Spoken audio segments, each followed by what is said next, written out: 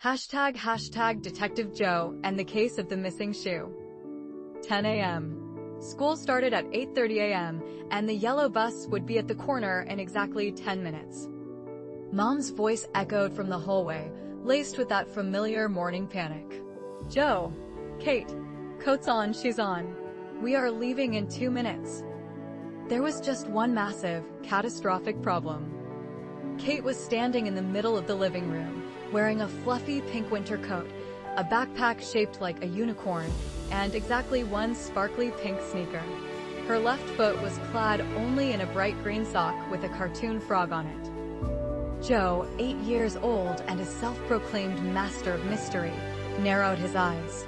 He adjusted the collar of his beige trench coat, which was actually just his regular school jacket, but he had popped the collar up to look cooler. "Step back, Kate," Joe said, his voice dropping an octave into his best hard-boiled detective tone. "This is a crime scene." Kate, who was 6 and currently trying to balance on her one sneakered foot like a flamingo, blinked at him. "I didn't do a crime. My shoe just went away."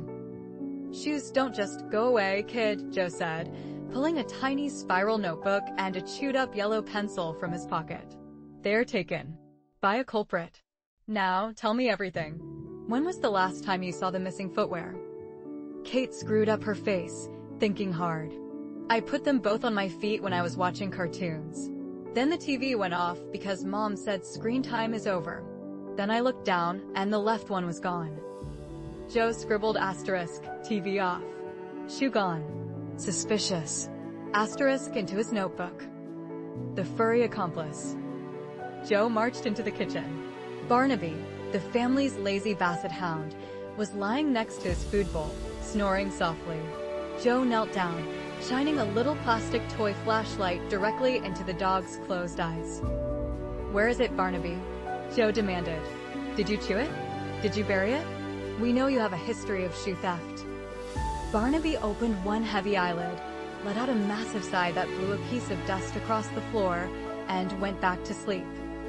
"He's stonewalling us," Joe muttered, writing "dog is playing dumb" in his notebook. "Maybe a goblin took it to make a hat," Kate suggested, hopping into the kitchen behind him. "Goblins love pink sparkles, Joe. It's a known fact." "Goblins aren't real, Kate. Think scientifically," Joe sighed, though he secretly checked under the kitchen table just in case a small green man was wearing his sister's shoe. "Nothing." "Joe! Kate! Car now!" Mom's voice boomed from the front door. The jingle of car keys sounded like a ticking time bomb. "We're running out of time," Joe whispered, sweat practically breaking out on his forehead. "Think, detective, think. Where would a 6-year-old put a shoe?" He turned back to the living room, scanning the area. He checked under the couch cushions, only 3 pennies and a half-eaten pretzel. He checked behind the curtains. He checked inside the umbrella stand. Nothing. Then, Joe's eyes landed on Kate's plastic toy kitchen set in the corner of the room. A breakthrough. He strode over dramatically, Kate trailing behind him. He knelt before the tiny, pink plastic refrigerator. He gripped the little plastic handle. "If I'm right," Joe muttered. He flung the toy fridge door open. Inside, sitting perfectly on the middle plastic shelf right next to a fake plastic carrot and a wooden toy egg, was the missing sparkly pink sneaker. Kate gasped, clapping her hands. "The fridge. I forgot. I was making shoe soup before breakfast." "Case closed," Joe said triumphantly, blowing imaginary smoke off the tip of his yellow pencil. He handed the shoe to Kate, who quickly jammed it onto her frog sock. "Joe! Kate! I am counting to 3. Mom called out, her hand on the front doorknob. "Let's move, partner," Joe said, dropping his detective voice and grabbing his backpack. They burst out the front door and sprinted down the driveway just as the school bus pulled up to the corner. They had survived the morning, solved the mystery, and made the bus with 30 seconds to spare.